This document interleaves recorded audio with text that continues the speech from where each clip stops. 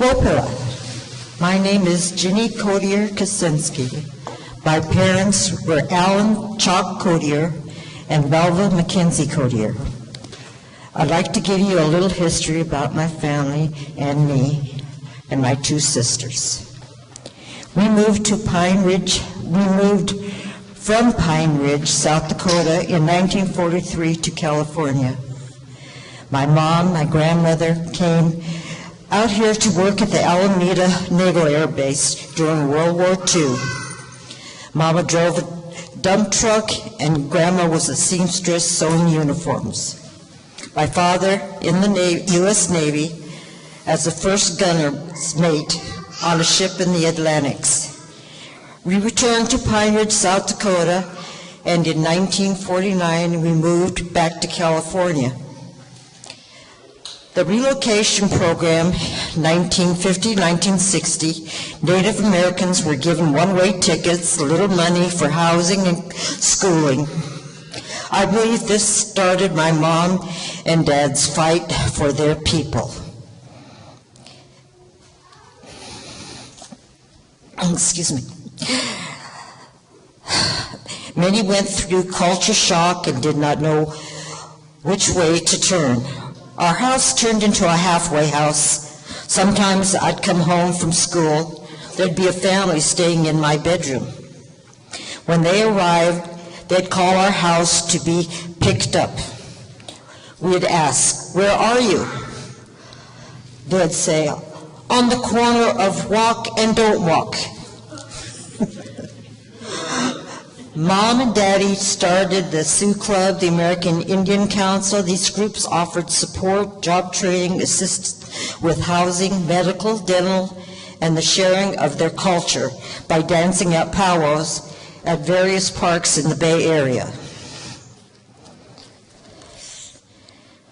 The first occupation of Alcatraz, 1964, was done to prove the validity of the Fort Laramie Treaty of 1868 between the U.S. and the Sioux Nation for the right to surplus land. Belva Cottier, my mother, and Arlene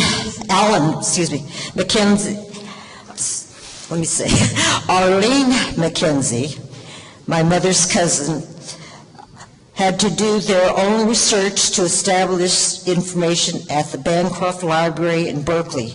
No help from the BIA. Chalk Cottier, Dick Mackenzie, Hank Means, Tom Brown, George Woodard claimed Alcatraz with a flag on a broomstick.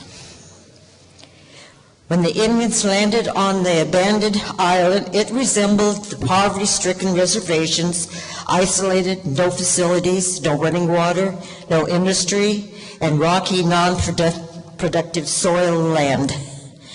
Dick Mackenzie filed a complaint on September 13, 1965, in the U.S. courts for an injunction for the land or for money in lieu of the land. It was filed on behalf of the Sioux in February 1966. The courts denied the complaint. In July 1968, the claim was ruled invalid since the courts claimed Alcatraz was not legally abandoned. Richard Oakes and other students met with Belva Cottier, my mother again, and that was the beginning of the student occupation of Alcatraz, November 1969. Thank you for coming to the All Tribes occupation of Alcatraz. Before I leave, I would like to read an Ojibwe prayer.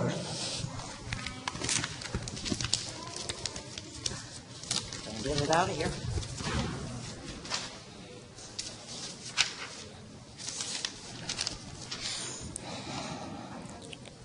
Grandfather, look at our bleakness. We know that in all creation, only the human family has destroyed from the sacred way. We know that we are the ones who are divided, and we are the ones who must come back together to walk in the sacred way. Grandfather, Sacred One, teach us love, compassion, and honor, that we may heal the earth and heal each other. Thank you all for coming.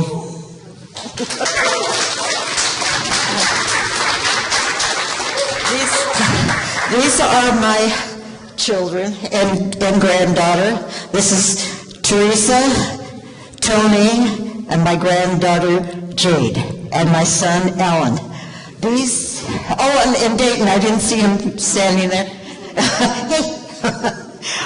Tony and Teresa came here when they were occupying Alcatraz with the students. They remember coming from Sausalito and jumping off the boats and falling in and climbing up the ivy and hiding from whoever they had to hide from. They didn't know. They were just hiding.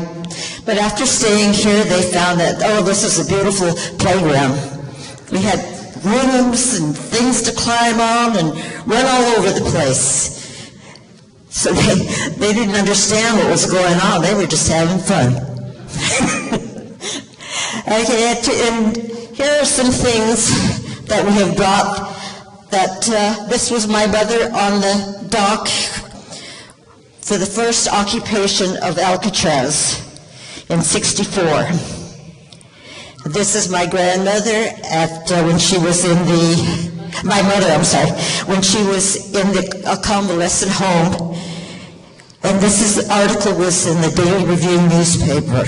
Okay, you want to come over here, Terry, and talk the rest? I'm good. And this is a helmet from Alcatraz, a souvenir, I should say. Yeah, and this is one of my other daughters. I have 5 daughters. That was also in the fire trucks they used to have here, where maybe this helmet came from. We're not saying.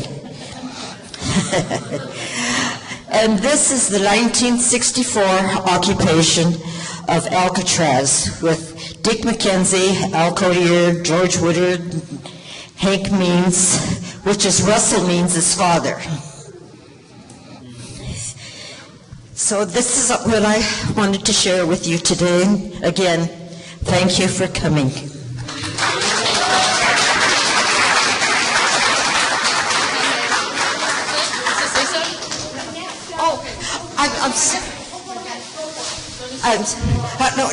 Did you? Also, I'm sorry. We're going to donate this picture of Alcatraz that we have had, this poster, I should say. And we found that these are very rare, that nobody kept them. Do you want to hear a little bit more about that? That TP came from Peter Coyote, the actor, who was living in a commune up in the North Bay called the Diggers. The Diggers were sort of a precursor of the hippies. They had a free spirit out of the hate. But that was Robert Free, who was involved with the occupation, worked with Peter Coyote, and they donated that teepee to the island. Oh, great. I didn't know that. See, everything has a story. Yeah. Okay, great. We just know that it was on Craigslist. You can't even get them. I looked to try and find one for the island when I take a picture and send it to John Moran, and we could not find them anywhere. And here, one's on Craigslist for like $299. And so if you have one, you better hang on to it. So anyway, we were or sell it.